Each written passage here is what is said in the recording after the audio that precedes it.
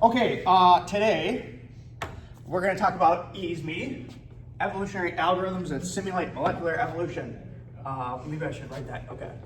Evolutionary algorithms that simulate molecular evolution.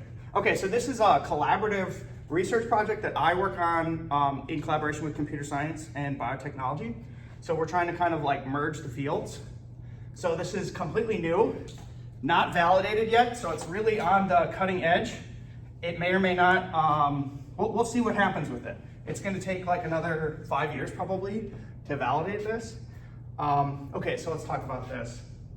So first, EA, so evolutionary algorithm. We'll talk more about sort of like the design of evolutionary algorithms, but evolution is actually a process. It's right in the middle of flow. Yes. Evolution is actually a process. And okay, we'll talk about that. In 1948, Turing was the first person to kind of suggest or propose that you could use a genetics or evolutionary search in a computer.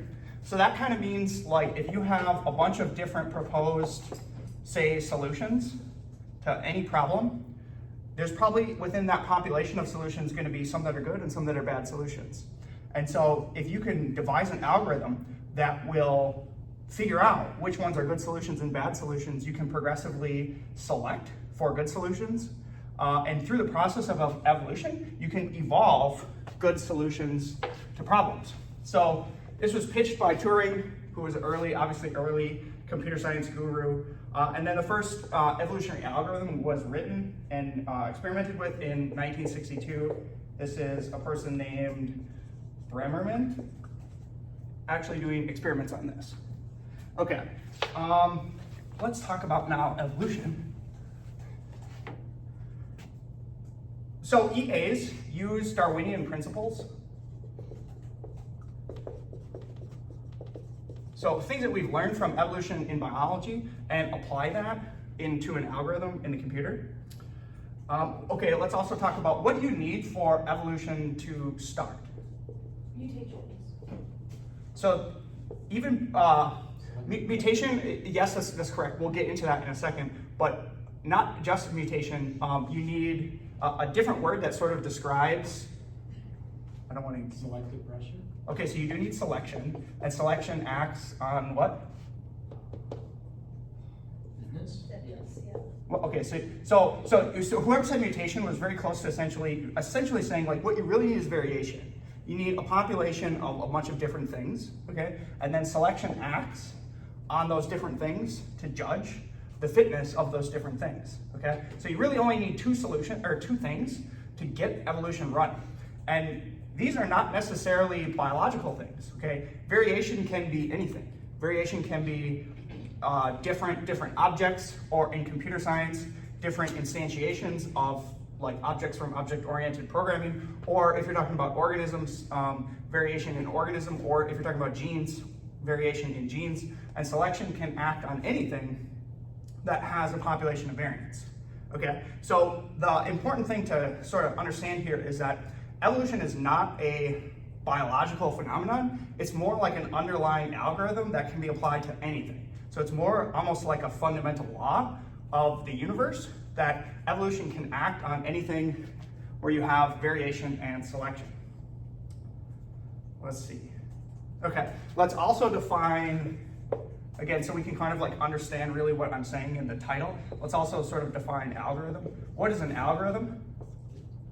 Like accomplishes a series of tasks? Yeah, so it is steps, sort of like towards a task or a goal. And usually there is an input, not always, but usually. And usually there is an output, not always, but usually. And in computer science, we also say a final thing. Algorithms usually or always must also stop. Because if an algorithm just keeps running, like in an infinite loop, that's no longer an algorithm, that's just an infinite process. So this is a definition of, or I guess maybe a a squishy definition of an algorithm. Okay, so let's now think through the evolutionary algorithm. So let's think of evolution as an algorithm. What would the steps of evolution be? Selective pressure. So let's start with a population. So the input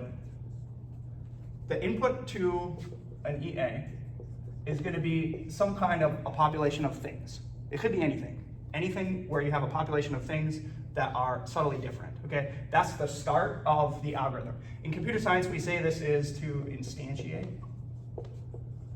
Instantiation means that you have coded for a structure of something and then you create a bunch of these objects in memory. Or in biology, you might say that if we go out and we see or find a population of penguins, that's sort of like the input, okay, to evolution. So then what happens next in an evolutionary algorithm? Like in the process of evolution, Something changes. even so okay. How do organisms actually like change? How is that actually happening? Selective pressure. So okay, but wait, think like again, like think so in an organism, what's actually changing? Genes. Okay, so genes, and for genes and alleles to change, what has to happen biologically? Mutation. No, but yes, okay, that's the key thing. So mating, usually there's mating, okay? And mating might involve you might call this mating, or you might call, and sometimes in computer science we might call this like parent selection.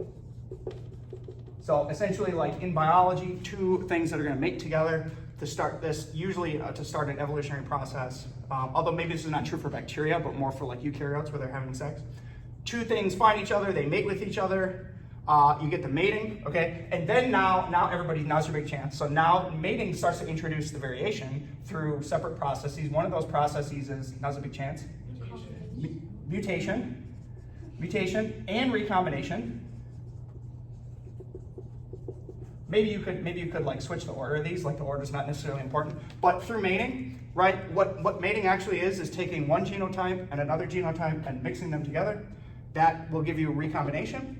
And then mutation is the process when a piece of DNA is replicated, something bad goes wrong. So we have these two processes that sort of introduce variation into the population. And then what's next in evolution? That mutation gets passed down again. Okay, so yeah, so it gets passed on to the next generation. So by this point, we're kind of already in like the next generation. But then what happens to the next generation? You might die, you might live. Yes, so that would be in some sense, in computer science we'd call that the fitness evaluation. Or in, just as you said, in actual biological example, we call this like selection, where things are dying, or survival of the fittest. So the weak ones are dying, the strong ones are succeeding, okay? So there's a fitness evaluation, and then there is selection, or maybe survival, selection. These are all kind of similar words. Okay, and then what happens? And then you can live to mate. Yes, so exactly, then you can go back to mate. So now this is a loop. So now you actually can understand this is actually like an algorithm that you just keep doing these steps, step 1, 2, 3, 4, 5, 6, it loops back, and then this loop produces a series of generations of individuals, okay? So it's very easy now, especially for a biologist, to understand that evolution is an algorithm. And if it's an algorithm, you can actually codify this in a computer. And you can run simulations where things are evolving on a computer. Okay, so let's also just talk a little bit more about this algorithm. So you might think about, okay, so what is in biology, what's kind of like the purpose or the goal of this algorithm? Species continuum. Do you want the species What's more like the goal, though? to adapt to the environment? Yes, to adapt to the environment. So imagine let's introduce this concept called a fitness landscape. Okay, this is essentially what you mean by environment. And let me just draw like a quick sort of like theoretical example. Okay, so one theoretical example of this would be XYZ axis, where on the Z you have fitness, so fitness going up and down, and you have on the, let's call this the X axis, let's say you have strength, and let's do speed and strength. Imagine this was like a lion or something like that. Just this, again, theoretical example where this is a fitness landscape, and you might imagine if you're actually like mapping fitness with these particular phenotypes or traits, the fitness landscape might look something, hopefully I can draw it, it's kind of hard to draw 3D graphs, something like this, where as speed goes up, strength often goes down. So it's like a multi-objective problem where you can't be, if you're an organism, you can't have infinite speed and also infinite strength. It might be that as you increase in speed, you decrease in strength. And as you increase in strength, you decrease in speed. So you might generate this fitness landscape where really what you want is the peak fitness is going to be some balance of speed with a balance of strength, and that's going to make the most fit individual for some particular landscape. Is this why like cheetahs have like low fitness? Well, cheetah's a good example where they're optimizing for speed. So they're trying to get essentially their environment or whatever selection regime is acting on them is optimizing for speed and some combination of speed and They're strength. like horribly inbred. I wonder if it's like because the speed modifier they want to like continue. Maybe, I don't know. All I'm saying is that understand that this idea is this is a fitness landscape, and fitness landscapes can be complicated. We're often balancing multiple features, multiple phenotypes, and all that is encoded into the genetics of the organism. So this is a very, very simple theoretical fitness landscape, but you might have very, very complicated fitness landscapes, you know, that look something like this, where you have bizarre kind of like peaks of fitness scattered throughout different phenotypes. And what evolution is essentially trying to do is evolution is trying to discover sort of these peaks of highest fitness. And once you reach these, it's often difficult to navigate into some of these other peaks. So just understand that every environment can be sort of characterized as like this fitness landscape, and each organism is trying to solve or find the most optimal fitness to fit to that niche, that fitness landscape. So that's what the evolution algorithm is actually doing. Okay. So now we should understand EA, evolutionary algorithm. Let's talk just a little bit before I finalize and get into EASME. We'll talk now a little bit about molecular evolution. Okay, so what do I mean by molecular evolution? Endosymbionts? Nope, that would be organismal evolution. That's just like the genes. Yeah, so right, all genes, hang on, let me just write a note so I remember to talk about Sudoku. So in the molecular sense, right, we have a central dogma of biology where we have some gene, right? And a gene, what is a gene? A gene is actually a string of characters, A's, T's, G's, and C's.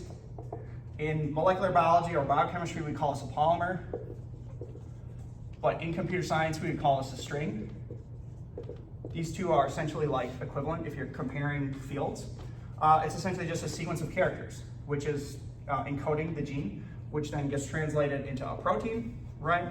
And the protein is also exactly the same. It's a string, it's a series of characters of our 20 amino acids, which we all have memorized, okay? So the interesting thing about molecular evolution is understand that genes and proteins can easily be encoded in a computer because they're naturally interpretable as strings, which computer scientists are very, very comfortable with. This is something that is a primal. Isn't this how like there's a group right now that are making like cowless milk by using the genome of a cow? I don't know anything about that. But my point is that proteins and genes can be encoded as strings, and this is something that's very easy for a computer to handle. Okay, now let's talk about molecular evolution of these things. What are some of the possibilities of molecular evolution that can happen to these things in biological organisms? They can change. How do they change specifically? Let's make a list. So somebody says SNP, right? So that's one option. So what I'm listing out is how you can actually code a computer algorithm that would actually do the molecular evolution. So one thing you would code the computer algorithm to do is SNPs. So SNP is gonna essentially, like, the way that you would pseudocode this is you could essentially like roll a dice, pick a spot. So the dice roll would pick a spot somewhere in the string, maybe at random, and then it would pick a base, and then it would just swap a base. So it'd say maybe it picks this spot, and it swaps that T for a G, etc. You could see how you could easily code that. What other things might we want to encode in this system? Can you add methyl tags to the computer program? Like in theory, you could. Like you could write a little subprogram that would modify bases and keep track of in the memory of which base had a methyl group. So you could have some modification. Although usually that's not classically considered a mutation. What other classical types of mutations might we want to build into this? Recombination. Let's talk about recombination later. That's correct. But what else? Knockout would be in the context of a full genome. So for this simulation, let's just model a single gene. Like So duplication? okay, so wait, that's going to be more of an entire genome modification. So we're not in this case. The dream of EASME is that hopefully we'd be able to simulate entire genomes, Yeah. and then knockouts and duplications would indeed be possible. But in this case, like to start with EASME, where we're starting is let's model simple single or double genes. So we're only working with essentially like one gene here. So let's not model, I guess, in theory, duplications. A frame shift? What? A frame shift? Yeah, you could do something like a frame shift. Although you guys are missing kind of like the key, kind of like big ones. This is a 3 and a 4 before we go to recombination. Like a nonsense mutation? What can also happen to DNA besides a single base shifting? Deletion. Yes, okay, so you definitely want like a little deletion. You want a possibility where a little chunk, can get deleted. That's very common. So again, to write this algorithm, you probably just write an algorithm where a dice rolls, picks a spot, another dice rolls to determine the size of the deletion, and then the computer program then just changes and makes, say, like a little deletion, okay? What else do we want? Also, so besides deletion, there's another one. Insertion? Yes, insertion, okay, good. Is that different than a frame shift? Yeah, that's what So frame shift is a little bit more complicated in that a frame shift could be a deletion or an insertion. So a frame shift could be induced by either one of these, but I guess I would consider a frame shift as either downstream of a deletion or downstream of an insertion. But I'm not saying that that's not wrong. There's nothing wrong with that. So an insertion would then, in theory, be you roll a dice, picks a spot in the string. You roll a dice, it determines the size of the insertion, and then it somewhere inserts some random characters or whatever. Let's say A, T, G, whatever. Maybe inserted a methionine. Okay. So again, what I'm pointing out here is that we understand molecular evolution quite well, and that we can enumerate all of the sort of possibilities that can happen to a gene, or in this case, a string, in a computer system.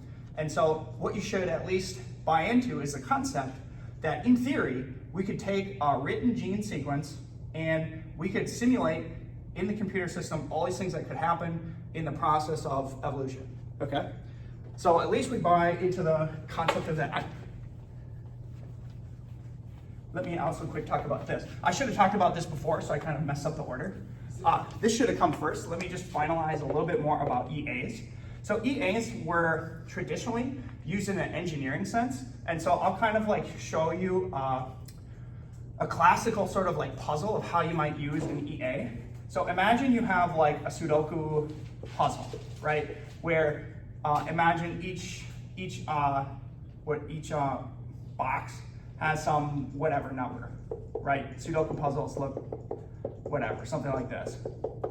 And there's some perfect solution that solves the puzzle, right? So you could utilize an EA, an evolutionary algorithm, to, in theory, solve any Sudoku puzzle, okay? So how you would do this is, in the EA, every EA needs some kind of chromosome or some genotype. So what would be the genotype of the Sudoku puzzle? How would you actually codify that in the computer?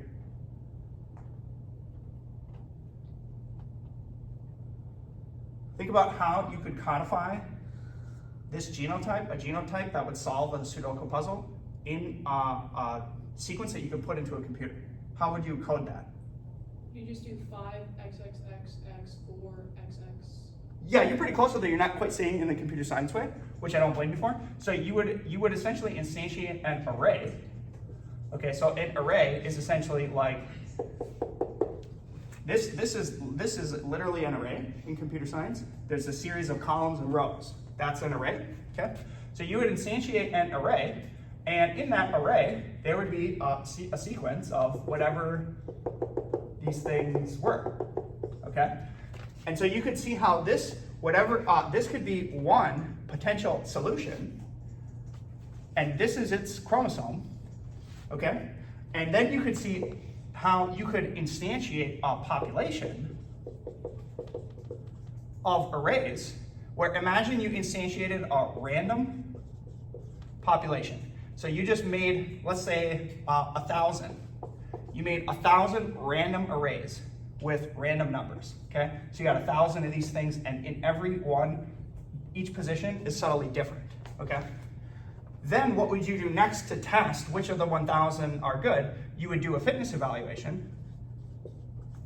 So you do a fitness evaluation, and the way that you do a fitness evaluation is you'd take the game puzzle, you would populate in the numbers for each potential individual, and then you would calculate essentially like a score of how well it's solving the Sudoku puzzle.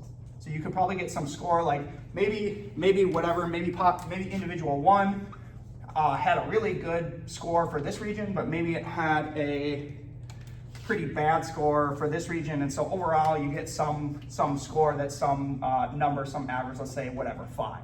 Let's say a bad score is 0, let's say a real good score, a perfect score is 10, okay? So you could see how you could then grade every single one of these 1,000 individuals in a computer and give them a fitness score that was assigned to some numerical value. Does that make sense? Okay? Then to run the evolutionary algorithm, what would you want to do? Only keep the ones that have the good fitness score. Yes, exactly. Okay? So then you could do your parent selection. So you do your parent selection, where you'd go through your 1,000 individuals, you'd rank them on which ones had the best scores or the worst scores, and then you would allow the best scores to mate with each other. And the way that the mating would work, how would the mating work? We just combine. You would recombine them. So if, let's say, individual 1, let's say its array, whatever, looked like this, and then let's say individual 2, and let's say this one was a score of 10 and this one was a score of 9, they looked like this. To mate them, all you would do is you would have some algorithm that chunkified these into chunks. Let's say the algorithm randomly picked like regions of these boards, okay? So you pick that region and this region, you mate them together. That would create an entirely new individual that looked like this, right? So now you understand how in computer, you can actually take solutions to a problem, you can organize them with chromosomes, you can recombine them, which is effectively like mating them together, and then whatever this individual is going to have a new score, okay? So then you would do a fitness evaluation of this new individual, okay? And let's say you made 2 of these, 2 new individuals. One looked like this, and the other looked like this. Here's 1, here's 2. Then you do a fitness evaluation. Let's say this one has a 10, this one has a 5, and then when you do survivor selection, when you actually do the kill step, you would run some algorithm that sorts all the individuals, all 1,000, and the ones with low scores, it kills, and the ones with high scores, it keeps, and then it just keeps cycling through the program however many generations, maybe you want to do 1,000 generations, you could set a number or you could do it infinitely until it reached the perfect solution, okay? And eventually, if you keep doing this, if you keep running this program, it will solve the Sudoku puzzle perfectly. Does that make sense? So this is recombination. How would you code mutation? You could do like the dice rolling, like So you're right, but how would you specifically, like, tell me how I would code that in the pseudocode? Like, what would I have to do to the chromosome to induce a mutation? So here's a chromosome with a theoretical array of a Sudoku puzzle. How would you encode a mutation? you would just switch one number. Yeah, you would just roll a dice, pick a spot, and then switch the number. So one mutation might just pick a spot and switch that to a different number. So that process is going to encode mutation. And as soon as you have mutation and recombination and selection, you're going to get evolution, and that will lead to a perfect solution of the Sudoku puzzle. Can you also code dominant and recessive genes? So yes, you can make these things. I don't know necessarily for like a Sudoku puzzle, but you can build like really complicated like genetic structures in computers. And yes, you could build some kind of a system where like maybe each individual has 2 boards, and maybe 2 things need to match to get the actual number. That would be like that'd be a recessive. Like you could do that. Okay. But you could do real weird things like that. Okay. And there's a lot of like cool papers where computer scientists look at biology and they find like phenomena that's happening in biology, and then they build that into the computer algorithm, and then they see like how well it works. Like there's a lot of really cool papers like that. Couldn't there be like an ethics sort of? Ethics. Well, this is all fake. It's all in the computer. Yeah, but I mean, if you ever end up finding like the perfect thing, right? Couldn't you then go? Well, in general, this is a great thing because it's a problem-solving tool. So the way that this is used in engineering is the classic example is that imagine you have some system that has a whole bunch of like knobs, and somewhere there's a perfect setting that's going to give you the perfect. So if this is an amp, maybe there's a whole bunch of knobs, and turning the knobs in the perfect way will give you the perfect sound. Like this is an engineering problem that an EA might be real good at, is it'll codify each of these settings into a chromosome, it'll mutate and recombine them, and eventually it'll find like the perfect sound. So my point is that this is actually a good thing because this can solve like lots of engineering problems. Yeah. Yeah, my question was, how does this like tie in with biology? Well, we're about to get there.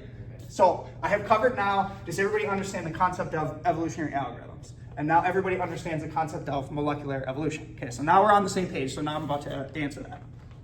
Okay, so now let's get to EASME. How much time do I have left?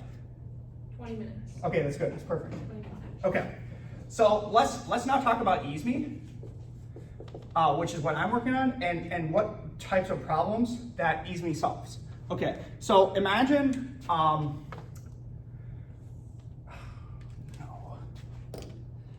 Okay, so think about proteins. Okay, think about all possible protein strings. So imagine, oh my God, I'm running out of good colors.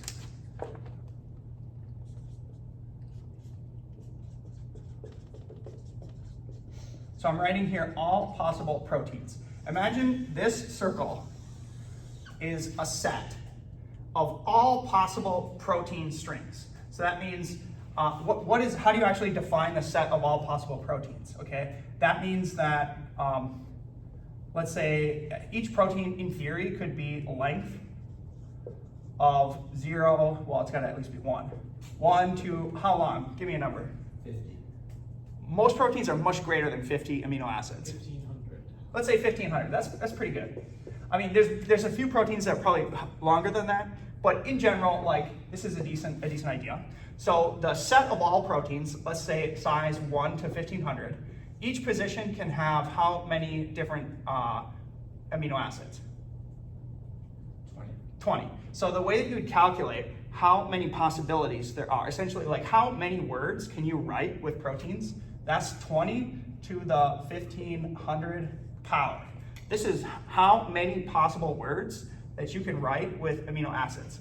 Somebody should do that calculation, but my point is that this is a vast, vast vast set of incalculable amounts of different proteins, okay? So what we call this, we have like an analogy, we call this the sea of invalidity.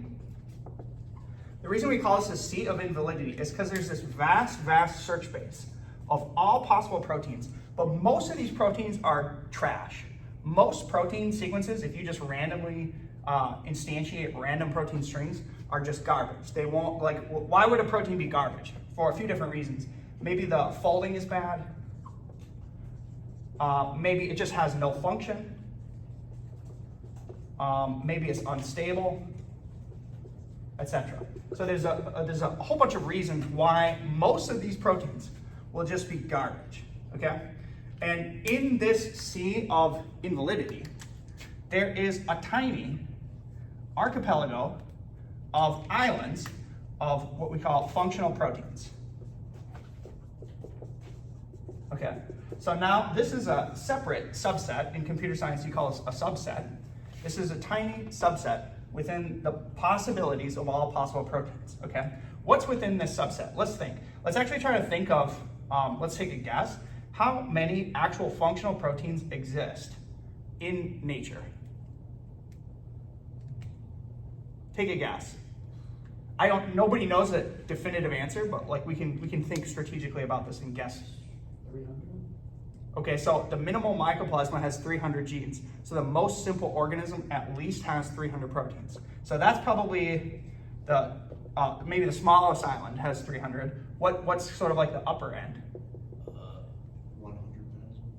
100,000. 100,000. That's a decent number. So let's think this through. So in a human genome, there's 23,000 genes. That means there's at least 23,000 proteins. Most of those proteins probably have different like variations, different variants. So 100,000 is probably a good number for the complexity of sort of like human proteins. So the total number of proteins is probably more than this, probably more than 100,000. But think about this set of 100,000 proteins. Most eukaryotes are sharing sort of like the same protein families. Does that make sense? So it's not as if like a plant has, it's not as if a monkey has 100,000 new proteins. It's really just kind of subtle variations on the original set of 100,000, right? So maybe let's say something like, let's do a 10x, say like 1 million. Maybe that's too small, but probably like the possible set of actual functional proteins that actually evolved in nature is probably about something around 1 million, 10 million, maybe something like that. Maybe more, maybe more. Maybe I'm off by a lot, maybe I'm off by a little, but do you understand that the amount of actual proteins that actually work, the sequences that actually do something, is a tiny, tiny, tiny subset compared to what's possible. Does that make sense? Okay, so now we understand that. So now let's get to EASME. The idea of EASME is we hypothesize that there might be other, let's see if this one works, there might be other islands in this sea of invalidity of functional proteins that have some useful function but never evolved from nature. Does that make sense?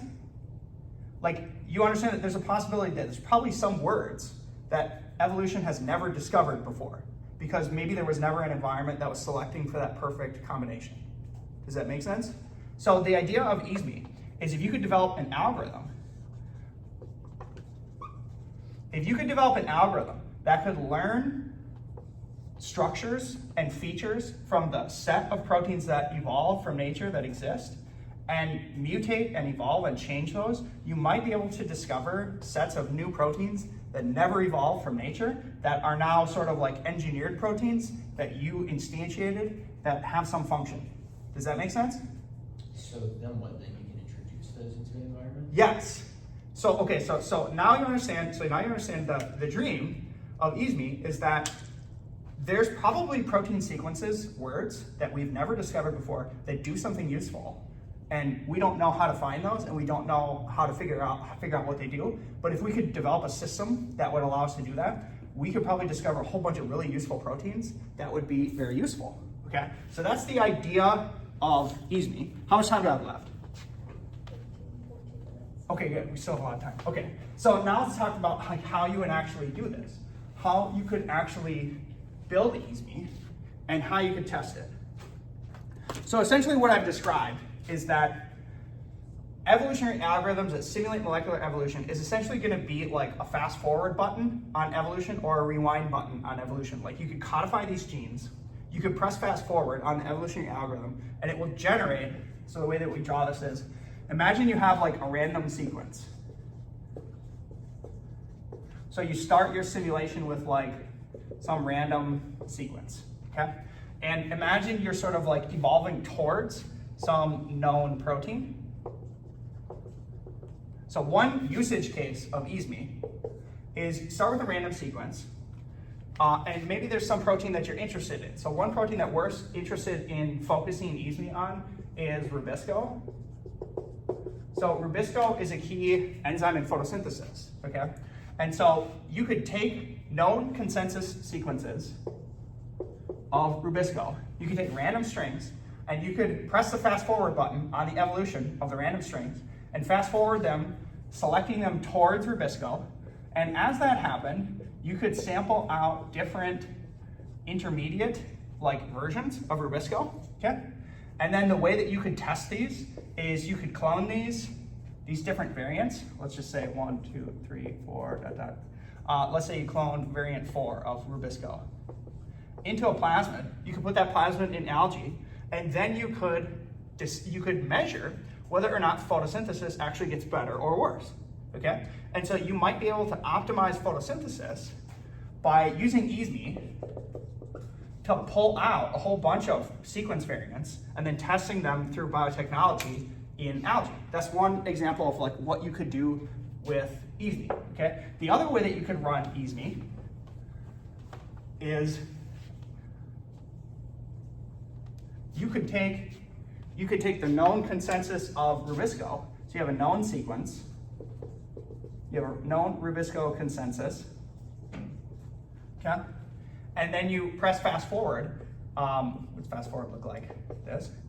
Fast forwarding into the future. Okay, so you're fast forwarding evolution on these rubisco variants into the future. And that's going to generate a whole bunch of different variants at the end. And you could use an algorithm to essentially like make little phylogenetic trees of all these different variants. And then you would sample these different variants that were fast forwarded into the future. You would clone them into a plasmid. You'd put that plasmid in algae, and then you test whether photosynthesis was better or worse. Okay? So this is one sort of like theoretical idea of what we're trying to do with this EASME algorithm.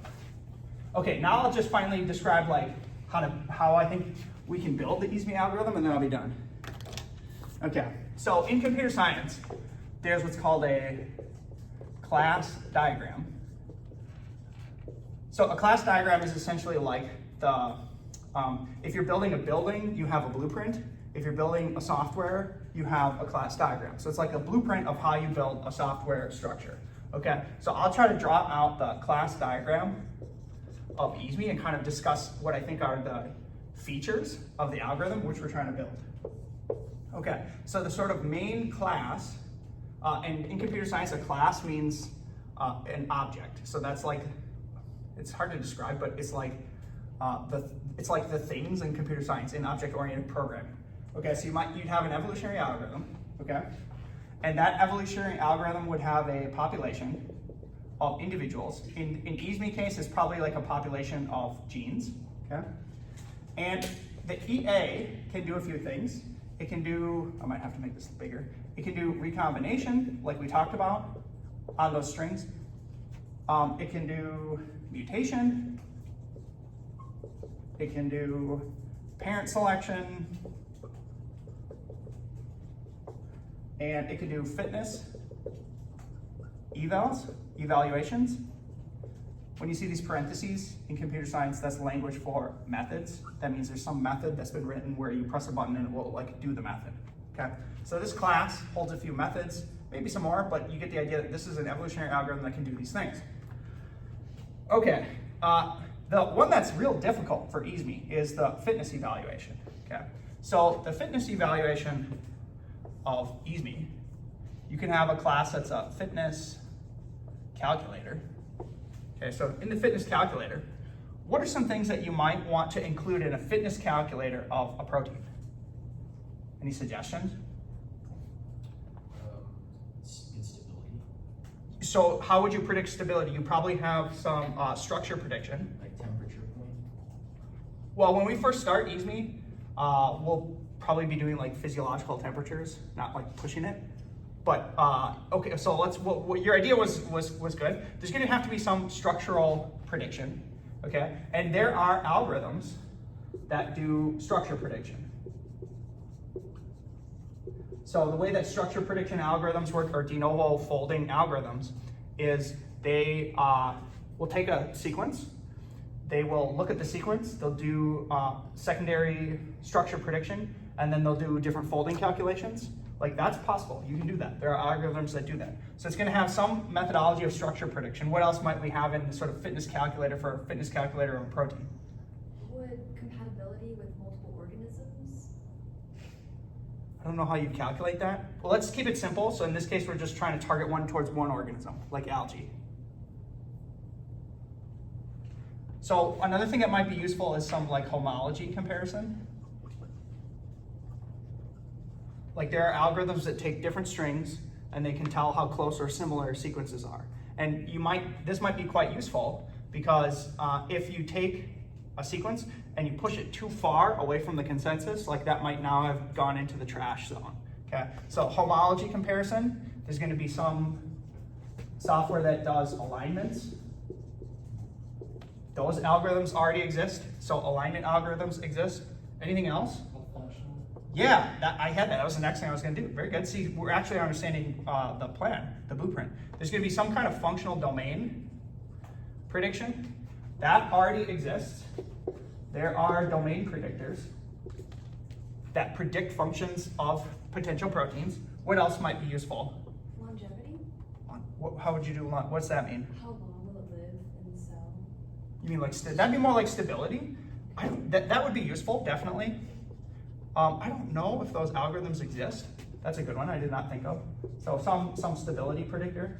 You have something that like filters out the bad ones. Yes, that's the machine learning spam filter. Okay, so we're working on a machine learning spam filter. So you could write a machine learning algorithm that will learn essentially from the set of proteins that don't exist, proteins that look like they're garbage, so a garbage predictor. And then that would help sort of reduce the search space that you have to crawl through. This is an ML algorithm, machine learning algorithm. So, but the main point here is essentially that the big hard thing with EASME is developing some kind of accurate fitness calculation that could take some sequence of a protein and look at it and decide what the function is, if it's stable, if it looks like a real protein or not a real protein. That total fitness calculator does not exist, but all the parts to make that thing do exist. Does that make sense? So we're trying to take these discrete parts and combine them together in this fitness algorithm.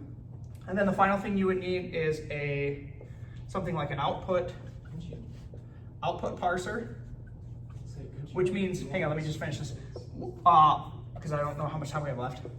An output parser would essentially then, as it's running this algorithm, instantiating a whole bunch of different strings, checking the fitness of all those different strings, the output parser would produce these phylogenetic trees of different variants that you would then sample from, and then you would biotechnologically synthesize those in plasmids.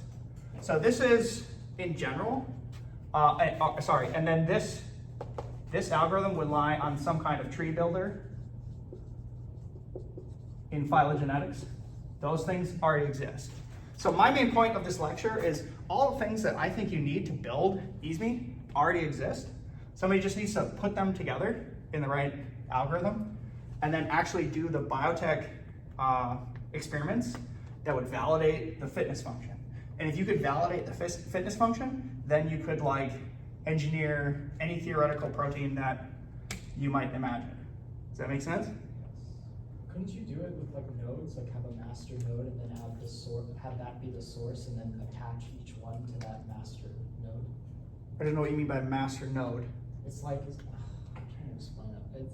I haven't done coding in a long time, but Well, there's definitely like nodes, and nodes form trees. yeah. Um, So couldn't you have one? so there is a different type of evolutionary algorithm called a GP, genetic program, which does rely on nodes. And maybe you would have a GP that has like different amino acids or whatever, and then it can shift and recombine different trees. Like there's different things that you can do with that. Yeah. Okay, we can end unless there's any questions about that. This? My question is about the functional domain. Yeah. If you have a domain of functional proteins that you're comparing your data set to, Yes. how does that work, since the point of it, what we're doing is to find... Try to find new things. Yeah. That's a very good question. So right now, this one, that's a huge problem. That's a huge limitation. So in order to have a functional predictor, you would need to develop a bioassay, and you would need to have something that you're looking for. So you bring up a good point that this is just going to generate a whole bunch of strings, and we have no idea in theory like what they do, unless we're evolving towards a very specific thing like Rubisco. But if we're just fast forwarding and trying to find new things, we have no idea what those do. So the only way to make that work is to try to set up some corresponding bioassay where you're screening for some effect. So imagine, like, one idea is, well, we want to screen for new insecticide peptides. So maybe there's a bioassay where EASME produces all the theoretical variants, and then we would test all those variants for activity against insects, and then we'd find ones that kill the insects. That would be the only way to sort of like discover the activity, the new functional activities. You know what I'm saying? Is because you're right, if it doesn't exist yet, there's no way to predict that. So your good ones could get sorted out by the functional domain. The only way to actually do this for something totally new is to select for that activity in a bioassay. Okay. So it would have to be linked, the software would have to be linked to some bioassay. Okay, so in that case, the functional domain wouldn't sort for proteins that we already know work. It would select for the bioassay. Okay, so the bioassay would not be in the computer program, but it would be separate. In that case, the functional domain probably would not work very well. Like, it would not be very useful. Because again, you can't, if you're trying to get something completely new, the functional domain prediction is going to be totally useless. Because you're right, absolutely right, that functional domain prediction relies entirely on what already exists. Okay. So that's absolutely right. Like, you're thinking completely correct. Okay. And so the only way to find new things is to strategize a bioassay that would experimentally find those things from the variants that are produced from the algorithm. But you would just have to find a different way so you don't have a million options. Yeah, see, that's the problem, where in theory this could generate 10 billion proteins, and that's totally useless. Right. But through this combination of stability, structure prediction, machine learning, spam filter, you might be able to filter out most of the garbage. If you could filter out like 99% of the garbage, then you might be working with a smaller 1% subset that might be useful. Okay. That's the challenge. That's like, you're totally understanding everything, and you're understanding why this is so hard, but it's possible. Okay. And so somebody should try it, is kind of like my point. So that's what we're trying. Okay, cool.